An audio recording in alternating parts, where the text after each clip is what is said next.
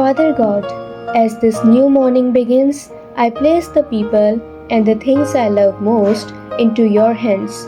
Watch over my family today, protect them wherever they go, guide their directions, guide their hearts, and surround them with your peace. Lord, protect my home from anything that would steal our unity, our joy, or our faith. Help us speak to one another with love instead of frustration. Help us forgive quickly and never take each other for granted.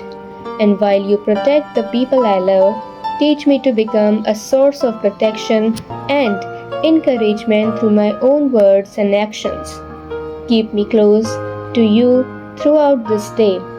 When life becomes busy, remind me what truly matters.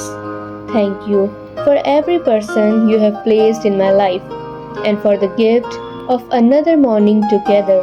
I trust everyone I love to your faithful care. In Jesus' precious name, Amen.